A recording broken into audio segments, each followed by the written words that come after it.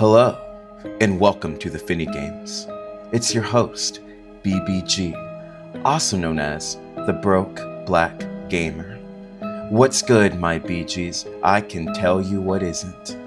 Nvidia, with their promise of delivering 4080s for nearly 4 monotonous years, guaranteeing an indistinguishable experience. Prepare for some lackluster and visually uninspiring gameplay on my 4080 masquerading as a 4080 Super Ryzen 7 9700X build. We will be playing in 4K native resolution with ray tracing enabled in the ultra quality graphics preset, while I discuss the contentment that appeases my mind. When I purchased my 4080 Super for $1,000, I never imagined it would essentially just be a 4080. I never anticipated it would re-emerge as a 5070 Ti.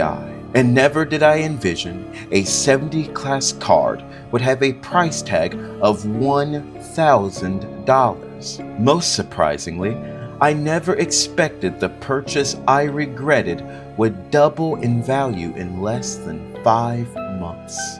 Most importantly, I never thought people would willingly pay for inflated prices for a GPU a little over 3 years old. I mean, hey, it has mother effing G though, also known as MFG. However, that's acceptable. I mean, the 4080 is the gift that keeps on giving, the gift that continues to give. While some call it stagnation, I call it a reliable companion, a familiar GPU. If it ain't broke, don't fix it, they say. Even AMD is launching its iteration of the 4080. AMD has been diligently working around the clock to ensure you can obtain your 70 class replica 4080 GPU too. The 7900 XT and the 7900 XTX boasted specifications significantly superior to the 9070 XT. I often ponder, what if AMD released a new GPU in the same league as its predecessors, being the 7900 XT and the 7900 XTX, augmented with RDNA 4 technology? Then unfortunately I return back to reality and remember that the GPU of that magnitude would surpass the 4080 tier, which simply wouldn't be feasible. AMD understands you desire a 4080, therefore they reduce the VRAM to 16 gigabytes,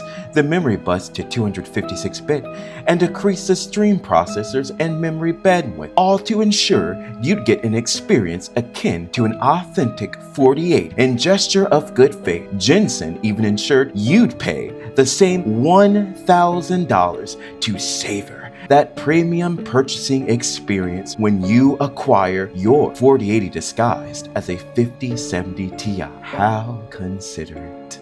Two formidable companies, AMD and Nvidia, and two influential leaders, two CEOs, Jensen and Lisa. Both happen to be cousins. I'm not implying a duopoly or anything, as that notion seems very implausible. This is a competition. This competition is as intense as global warfare, a clash between two titans where the scale is nearly even blow for blow. Numerous individuals claim they chose Nvidia because there is no competition. How can this be? Lisa and Jensen, why does AMD falter every time an opportunity arises? Lisa, you may never have the last laugh, but at least an occasional chuckle might serve you well. Losing isn't ideal, Lisa, but it doesn't seem to bother you. Jensen, triumph is challenging, but you achieve it effortlessly. How can this be? A battle worth billions, and yet everyone wins except the consumers. I know I'm a doomer, and it couldn't be true. Anyway, that's a narrative for another day. It's just perplexing to see how a company can excel in everything they do except for GPUs. Anyways, enjoy your 4080 Super. Maybe you're wondering what I think of the new 5070 Ti. Well, I think that it is now the third version of the 4080. The first being the 4080, of course. Then we had the 4080 disguised as a 4080 Super, and now we have the 480 disguised as a 5070 Ti. That's pretty amazing. Nvidia succeeded in selling us the same GPU for nearly over 3 years. Now, I'm not really that excited about any of these GPUs anymore, and I am 100% convinced that it is a duopoly. I say 100% because I do not mind making predictions. I do not care if they are wrong. If they're wrong, it is what it is. I just say that they're wrong. A month ago, I predicted how terrible the GPU prices would be and how they wouldn't be linked at MSRP based off of AMD's actual bad CPU prices and their horrible controlled scalping that they did with the 9800X 3D. I figured Nvidia would catch on to this because I was positive that Lisa would tell Jensen this worked for my CPUs, why don't you try it with your GPUs? So I haven't been really that excited. I'm not going to let the fact that I think it's a duopoly control how I feel about GPUs, and I don't know. It just seems like I'm not really going to root for the competitor if they're not a real competitor. If we're in stagnation all the time, there's no competition, they're not a competitor. Let's hope that Intel will actually do something,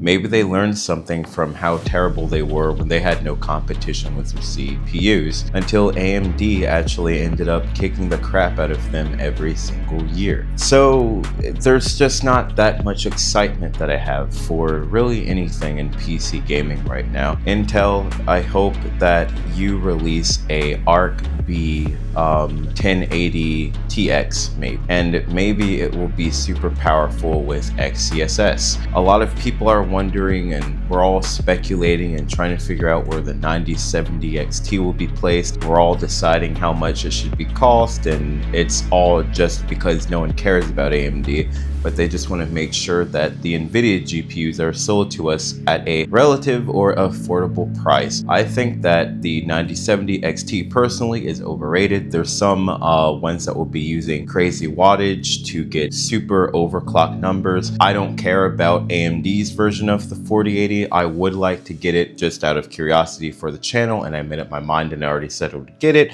And because I said I would get it, I'd like to still honor that so I could test it for the channel. But other than that, this series has been just disgusting. The 5090, it has more AI tops, but it's missing some ROPs. It's overheating, and you pay a great deal of money for this card. I don't think that the AMD 9070 XT benchmarks are trustworthy. I think that they're using FSR4, and why shouldn't they if Nvidia used it too? Because benchmarks mean nothing now, especially if they come from a rigged company like AMD or Nvidia. Jensen and his cousin, one time removed Lisa, have duped us all, and they all have played us for duped fools. And it's unfortunate, but that is the reality. This is the most insulting competition that I have ever seen.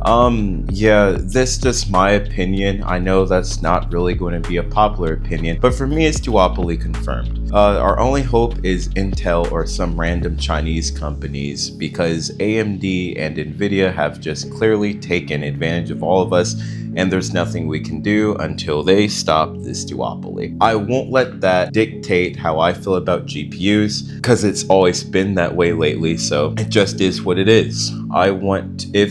We are in a GPU purge right now. Get what you can while you can, with what you can afford. Get the best thing you can afford and hold on to it. These prices of GPUs have gotten ridiculous. I warned everyone that the 5000 GPUs wouldn't be MSRP. I told you to get a 4000 series card and hold on to it and use the holiday extension return policy if the cards want to rip off. I hope you listened. If you didn't, I'm sorry for you, but you were warned.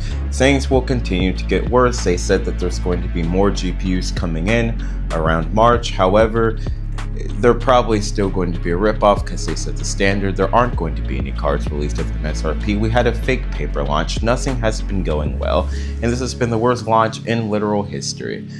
AMD will not save the day. Intel doesn't have enough power to save the day, and we are at the mercy of Nvidia GPUs. So for today, the Finny games are over.